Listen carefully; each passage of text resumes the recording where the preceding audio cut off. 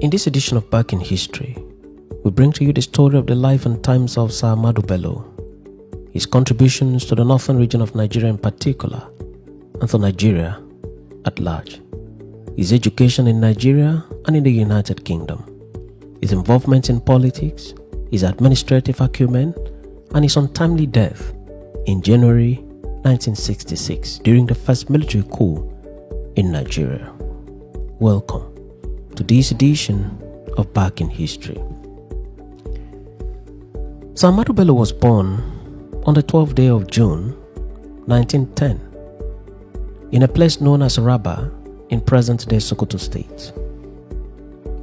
His father was Malam Ibrahim Bello and held the title of Sakin Rabba.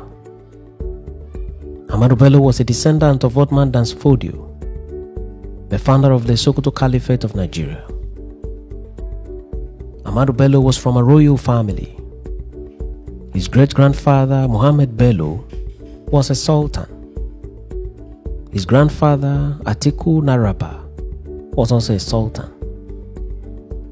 As noted earlier, his father was a Sakin of Rabba, also a royalty. The young Ahmadu Bello was first educated at home. While growing up, there were no formal institutions for learning like we have today. So, what happened was that children in northern Nigeria were exposed to the teachings of Islam at home. In that process, they were exposed to Islamic jurisprudence, the tradition of Islam, the love of neighbor, and the fear and respect of the Almighty Creator. The young Ahmadu Bello, like children of his time, passed through this phase as it was more of a rite of passage for every child in the north. In the course of time, the British colonial administrators penetrated the northern protectorate of Nigeria more and more, and in the process, conventional schools were built. Formal education was thus introduced to that region of the country, and parents were encouraged to enroll their children in these schools.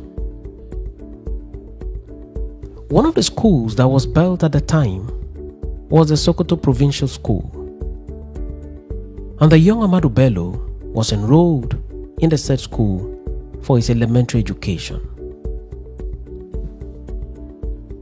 On completion of his elementary education, Ahmadu Bello proceeded to the then Katsina Training College, which was later renamed Barewa College.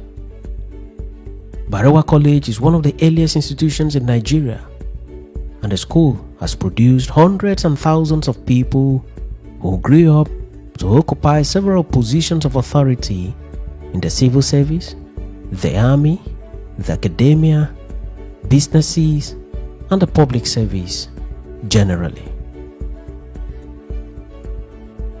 The early teachers at Barewa College were British nationals, most of whom were trained in Oxford and Cambridge universities and deployed to present-day Nigeria. All the courses in the college were taught in English language, and English was a mandatory medium of communication. In this process, several graduates of the college were impeccable in written and spoken English. Ahmadu Bello, for instance, was well grounded in the English language, and this could easily be observed in most of his public outings. It should be noted that the Katsina Training College was also a training ground for teachers. Graduates of the school were almost immediately deployed to teach in the elementary schools in their localities. Ahmadu Bello, upon graduation from the college, was deployed as a teacher to Sokoto Middle School, where he served as an English teacher. It should be noted also that while in elementary and secondary schools, Ahmadu Bello was known as Ahmadu Rabba. It was later that he changed his name to Ahmadu Bello. and was known as such throughout his active days in politics and public service. Ahmadu Bello later proceeded on scholarship to the United Kingdom, where he studied local government administration. He then returned to Nigeria and participated actively in local administration, traditional leadership, and politics. Ahmadu Bello was an ambitious young man. At the age of 28 in 1938, he made a bold attempt to become the Sultan of Sokoto. He was a major contender for the coveted seat, but lost to Sadiq Abubakar III. Sultan Sadiq went on to occupy the seat of Sultan for 50 years until his death in 1988. Apparently seeing how influential Ahmadu Bello was, and also seeing how popular he was and how useful he would be in the administration of the Caliphate, the new Sultan made the young Ahmadu Bello the SARDAUNA of Sokoto. SARDAUNA means Crown Prince. Ahmadu Bello was then promoted to the Sokoto Native Authority Council. It should be noted that the title of SARDAUNA automatically made Ahmadu Bello the chief political advisor to the Sultan. The SARDAUNA was later saddled with other responsibilities by the Sultan, such as being given the mandate to oversee about 46 districts, some of which were very large. But Ahmadu Bello did not disappoint. Later on, he was recalled to the palace of the Sultan, where he was appointed as the chief secretary of the Native Authority.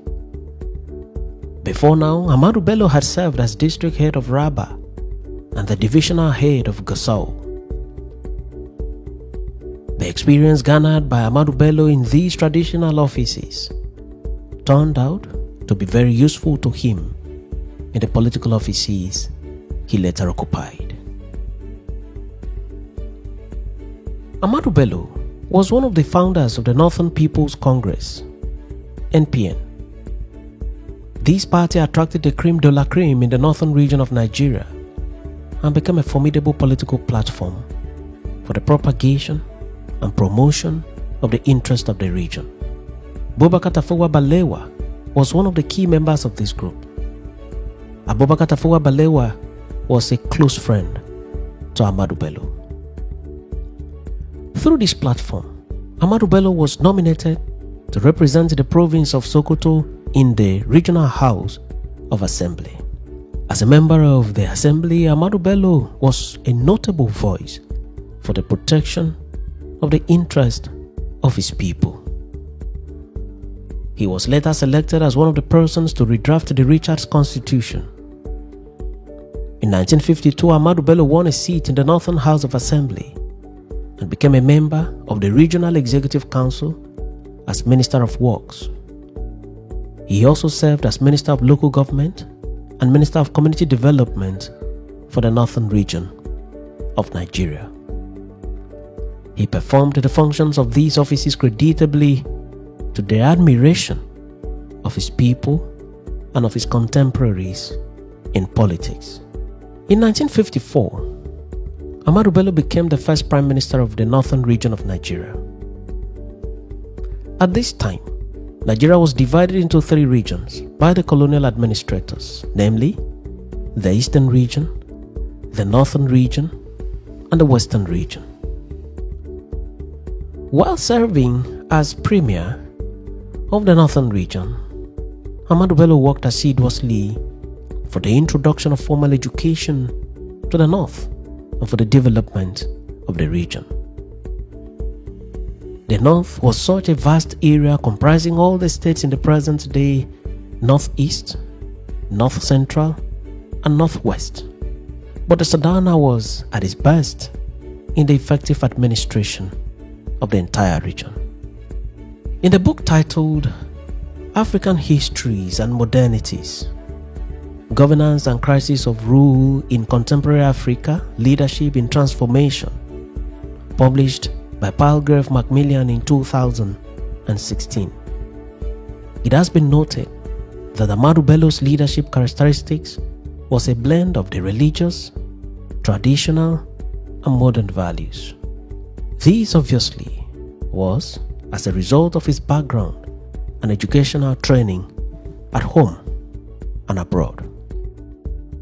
Nigeria gained independence in October 1960, and the country had a new set of political leaders, with Abubakar Tafawa Balewa emerging as the Prime Minister and Dr. Nnamdi Azikiwe emerging as the President and Nwafor Orizo as Senate President. The regional structure was retained and Ahmadu Bello remained as the Premier of the Northern Region of independent Nigeria. He continued his administration of the region while working in partnership with the government at the center. During his time as Premier, he expanded the scope of education beyond the traditional and religious boundaries and introduced secular subjects to schools. He also constructed new schools and encouraged parents to enroll their children in schools for formal education. On the economic front, he created several institutions such as the Northern Nigeria Development Corporation, NNDC, the Bank of the North, which is still there till today, and also established marketing boards in the North. Ahmadu Bello is also remembered for the modernization and unification of the diverse people of Northern Nigeria. He enjoyed tremendous respect and cooperation from his people. Ahmadu Bello also received criticism from some quarters for his, quote, northernization policy. Ahmadu Bello was the father of this policy, and in it, he meant that vacancies in the civil service of Northern Nigeria should first be filled by Northerners. A lot of people saw this policy as discriminatory of people from the other regions of the country.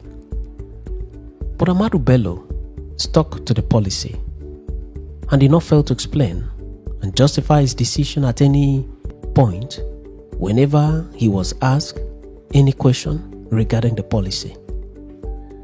Other analysts have said that what Ahmadu Bello did was the same thing that was done by the premiers of the other regions through the employment of their people in the civil service of their regions, but that the only difference was that Ahmadu Bello voiced out his own template. For Ahmadu Bello, it was the North and Northerners first. Ahmadu Bello had a lot of credit in the educational sector of the Northern region of Nigeria.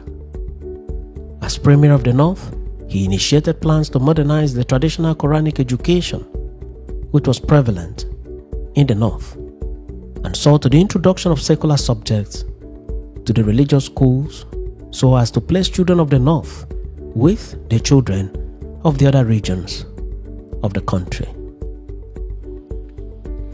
As part of his educational objectives, Ahmadu Bello ensured that schools were built in every province of the then Northern region of Nigeria. He was himself a well-educated person who had the benefit of receiving traditional religious education in his early years, and later had the benefit of formal education in the primary school, and later at Barewa College, and later at the United Kingdom. He then took it upon himself to introduce deliberate policies on education to the Northern region of Nigeria. He awarded scholarships to indigenes of the North to study in schools within and outside Nigeria. Ahmadu Bello stands tall in the history of introduction and implementation of formal education in Northern Nigeria. Sir Ahmadu Bello was having the best of time in his administration of the Northern region of Nigeria and in his contributions to the government at the center until the night of January 15, 1966, when his residence was invaded by armed soldiers in what is recorded as the first ever military coup in Nigeria. The coup was bloody. Sir Ahmadu Bello was killed. His wife Hafsatu was also killed. His driver was also killed. Ahmed Musa, Sir Ahmadu Bello's senior assistant secretary for security, was also killed. The assassination sent root shock to the entire country and to Africa and to the world. Sir Ahmadu Bello was a man deeply loved by his people, and his assassination was deeply mourned. A day after the assassination, Major Chukwuma Kaduna Nzeogu granted interview to the foreign press, and in the interview, he stated that the attack on the SARDAUNA's residence was carried out by troops commanded by him. In the said video, Kaduna Nzeogu described the day of the coup as, quote, the longest day, end of quote. Several other persons were assassinated on the same day of the January 15 coup by Chukwuma Kaduna Nzeogu's colleague in the western region of Lagos and Ibadan. Sir Abubakar Tafawa Balewa, the then Prime Minister, was killed. Festus Okotiebo, the then Finance Minister, was killed. Ladoke Akintola, the Premier of the Western region, was also killed. It was a sad episode, and the new country Nigeria, which was barely 6 years old, was thrown into mourning and chaos. But Chukwuma and his comrades were disallowed from taking over the reins of power. Their coup was frustrated by loyal soldiers, and Chukwuma and co were arrested and detained.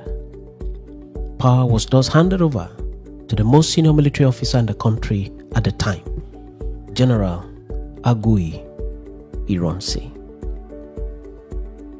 Idris Gidado, the former secretary to the government of the Federation of Nigeria, was Sir Ahmadu Bello's personal secretary at the time of the coup.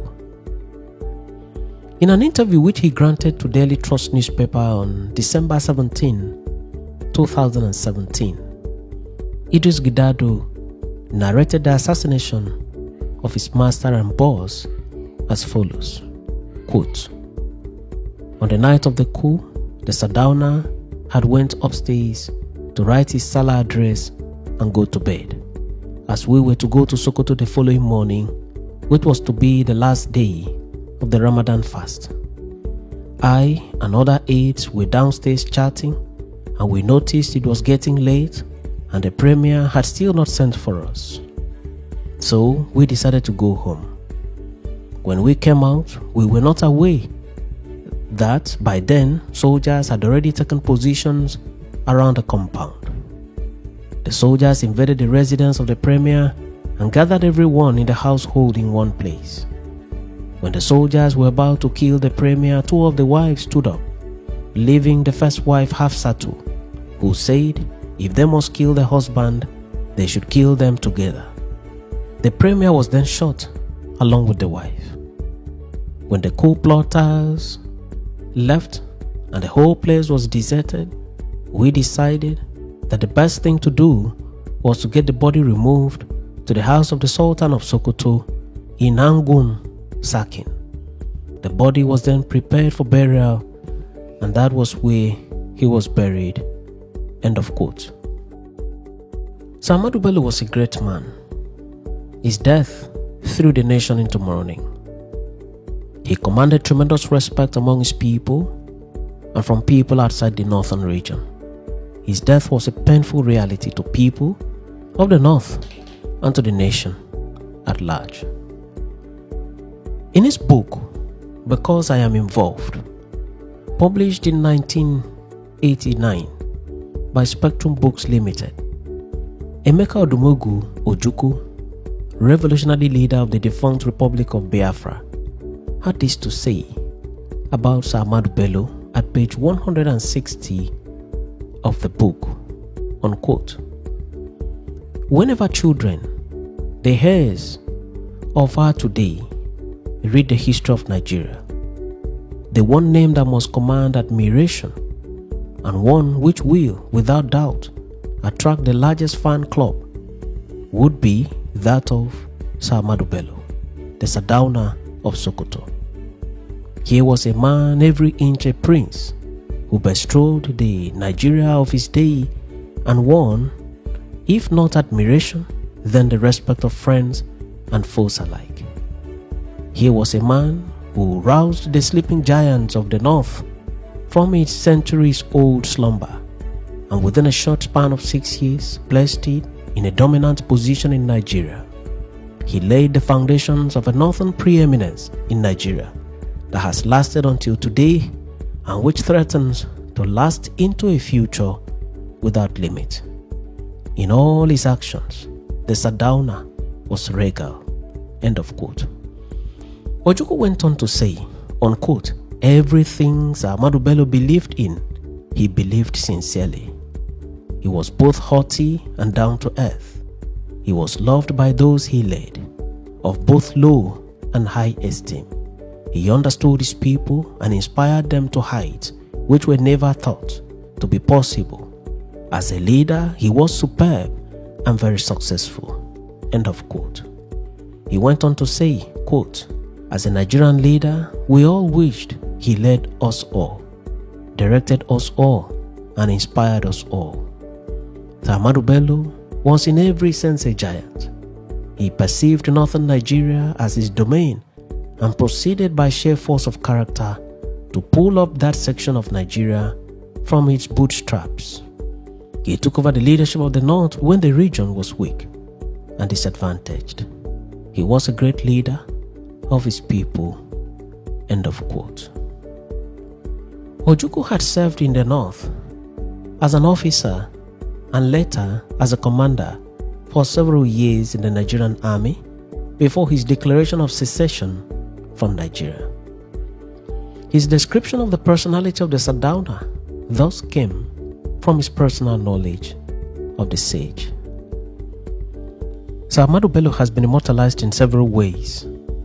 His portrait adorns the 200 naira note produced by the Central Bank of Nigeria and which is a legal tender in the country.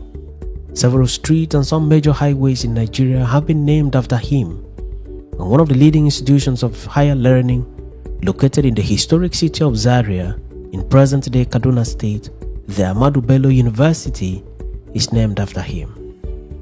Ahmadu Bello had 3 wives at the time of his death, and together with his wives, he had 3 daughters, namely Ino, Aisha, and Lubabatu. Sir Ahmadu Bello, nationalist, premier of the northern region of Nigeria, political strategist, SARDAUNA or Crown Prince of Sokoto Caliphate, was a man who bore the torch of education, enlightenment, and political inclusion for his people of the northern region of Nigeria. He was a man of intellect and was known for his honesty with fellow men. He will be sorely missed for many years to come. Thanks for watching this edition of Back in History, and do remember to subscribe to this channel or click the follow button for regular notifications on every new video.